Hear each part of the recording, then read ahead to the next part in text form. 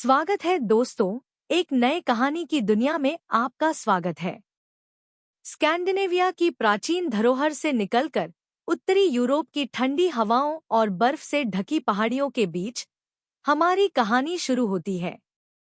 प्राचीन नॉर्स कथाओं की जादुई दुनिया में, जहां देवता और जादू अपने आप में एक अलग ही दुनिया बनाते हैं। आइए हमारी कहानी शुरू करें। इदुन के सेब भाग एक।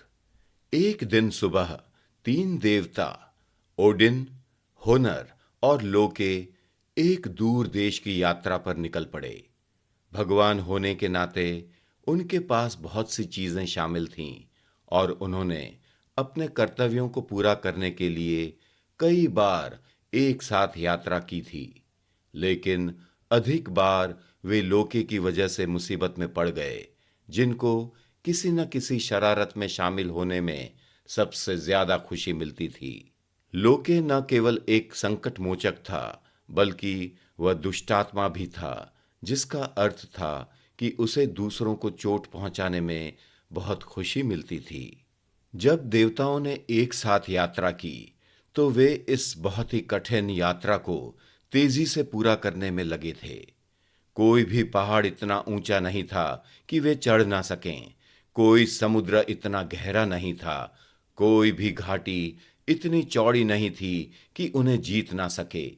चाहे वह कड़ी मेहनत करना हो या भयंकर तूफान का सामना करना हो या कठिन संघर्ष का सामना करना हो, वे चुनौतियों का सामना कर रहे थे।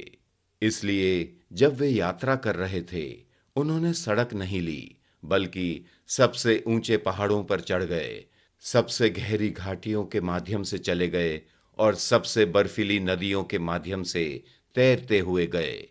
जब वे चल रहे थे, तो किसी पक्षी ने उनके ऊपर से उड़ने की हिम्मत नहीं की और ना ही कोई जानवर उसी जमीन पर चल पाया।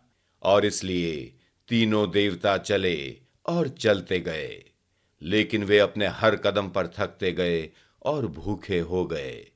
पर्वत के चोटियों के पीछे सूरज धीरे धीरे ढल रहा था, लेकिन देवताओं ने नाश्ता नहीं किया था या उस दिन कोई भी खाना नहीं खाया था। यहां तक कि देवताओं के सबसे शक्तिशाली ओडिन ने भी किसी अन्य नश्वर की तरह भूख के दर्द को महसूस किया। अचानक वे एक घाटी में भेड़ों के झुंड के बीच आ गए, जिसमें वे प्रवेश कर चुके थे। 1 मिनट में उन्होंने अपने लिए भोजन तैयार किया और उसे एक बड़े बर्तन में गरजती आग पर रख दिया। भूखे देवताओं ने मटके से स्वादिष्ट महक निकलने और अपना भोजन तैयार होने की प्रतीक्षा की, लेकिन घड़ा नहीं उबल रहा था। उन्होंने और जलाऊ लकड़ी का ढेर लगा दिया ताकि आग की लपटें और भीषण रूप से जलें, लेकिन फिर भी बर्तन को स्पर्श करने पर वह ठंडा ही था। ये कैसे हो सकता है? लोके ने गुस्से से कहा। हमने इस बर्तन को उबालने के लिए सब कुछ किया है, लेकिन ये गर्म भी नहीं हो रहा। क्या हमें रात भर भूखे ही रहना है? जैसे ही वह बोला, उन्होंने ऊपर से ओक के पेड़ के नीचे एक आवाज सुनी, जिसके नीचे वे खड़े थे। मैं आपके बर्तन को उबालने में आपकी मदद कर सकता हूं, यदि आपके द्वारा तैयार किए जा रहे भोजन से मुझे तृप्त कर दें, किसी आवाज ने कहा। सबको आश्चर्य हुआ। उन्होंने एक दूसरे को देखा और फिर ओक के पेड़ के ऊपर देखा तो एक बड़े से चील को बैठे हुए देखा। देवता इतने भूखे थे कि वे चील की सारी बातें मानने के लिए तैयार हो गए। बस शर्त इतनी थी कि यदि खाना पकाने में चील उनकी मदद करे और उनका खाना किसी तरह तैयार हो जाए। चील पेड़ से उड़कर नीचे आई और जल्दी से भोजन तैयार किया। फिर उसने अपने लिए तैयार भोजन में से एक बहुत बड़ा हिस्सा उठाया, जैसा कि देवताओं ने वादा किया था कि उसे उसका हिस्सा मिल सकता है। ये देख लोके को बहुत गुस्सा आया। उसे इसलिए कष्ट हुआ क्योंकि किसी और को उससे ज्यादा खाना मिला। उसने पास में पड़ी एक बड़ी छड़ी को उठाया और चील को बेरहमी से मारना शुरू कर दिया। जैसे ही वह ऐसा कर रहा था, छड़ी का एक सिरा चील के नुकीले पंजे में फंस गया और लोके दूसरे सिरे से चिपक गया। उसने कितनी भी कोशिश की, वह खुद को उससे मुक्त नहीं कर सका। उस विशाल पक्षी ने अपने चौड़े पंख फड़फड़ाए और जमीन से उठकर लोके को अपने साथ उड़ा ले गई। जैसे ही पक्षी ने उड़ना शुरू किया, लोके को जमीन पर घसीटा गया। रास्ते में हर चट्टान, पत्थर और शाखा से वह तब तक टकराता रहा जब तक कि वह बहुत बुरी तरह से घायल नहीं हो गया। लोके ने विशाल पक्षी से दया की भीख मांगी और उसे पता चला कि वह विशाल चील कोई साधारण पक्षी नहीं था, बल्कि वह विशाल काय दैत्य थज से था, जो अपने चील पंख में यात्रा कर रहा था जब वह भूखे देवताओं के सामने आया। विशाल दैत्य को तब तक खुश नहीं किया जा सकता जब तक लोके उसे वह देने के लिए सहमत नहीं हो जाता जो उसने मांगा।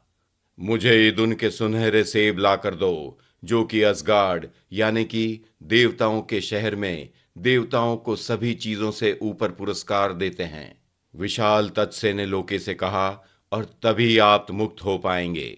लोके की झिझक को देखकर थत्से ने उसे ले लिया और उसे हर दांतेदार पहाड़ के किनारे पर धराशायी कर दिया और उसे महान ओक की शाखाओं के बीच से घसीटा जब तक कि लोके को चोट नहीं लगी और खून से लथपथ हो गया, और जब तक वह थत्से के आदेश पर ध्यान देने के लिए तैयार ना हुआ।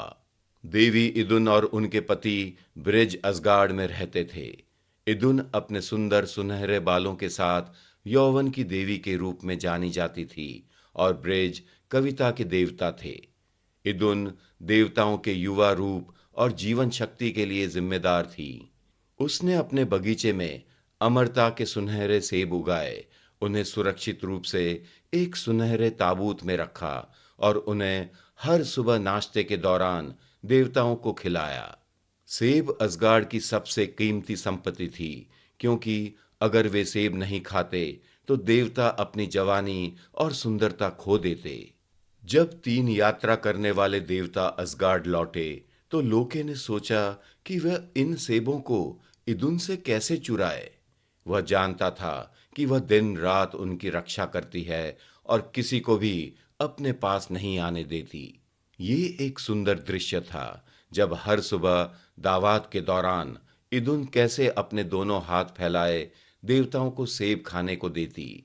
लेकिन लोके एक चालबाज था और वह आमतौर पर अपने छल से दूसरा रास्ता अपना लेता था, क्योंकि देवता अच्छे थे और छल कपट को नहीं समझते थे। वह देवताओं को भी परेशान करना चाहता था और उनके यौवन को भी छीन लेना चाहता था। तो एक दिन लोके उस बाग में चुपके से दाखिल हुआ जहां इदुन ने अपने सुनहरे सेब उगाए, लेकिन उसने स्थिति ऐसी बना दी थी जैसे इदुन को लगे कि लोके वहां से ऐसे ही संयोग से गुजर रहा हो। ये हमें इस भाग के अंत में लाता है। भाग 2 में हमें सुनने को मिलेगा कि लोके इदुन के सेब चुराने में सफल होते हैं और देवता इस कारण अपनी यौवन और अमरत्व खो देते हैं। इस कहानी से हमें सीखने को मिलता है कि जीवन में युवावस्था और ज्ञान कितने महत्वपूर्ण हैं और हमें इनका सम्मान करना चाहिए। आप और अधिक रोचक कहानियों को सुनने के लिए स्टोरी वेव्स ऐप को एप्पल या एंड्रॉइड ऐप स्टोर से डाउनलोड कर सकते हैं। एक स्टोरी वेव्स सब्सक्रिप्शन महीने में $1 से कम में आता है, जो आपके परिवार के लिए गुणवत्तापूर्ण कहानियां लाने का सबसे सस्ता तरीका है। स्टोरी वेव्स ऐप पर सभी नई कहानियां उपलब्ध हैं और सबसे रोमांचक सामग्री केवल ऐप पर ही मिलती है। कृपया हमारे YouTube चैनल को सब्सक्राइब करें और इंस्टाग्राम, टिकटॉक और स्पॉटिफाई पर स्टोरी वेव्स को फॉलो करें ताकि आप आगामी सामग्री के बारे में अपडेट रहें। धन्यवाद आपका समय देने के लिए।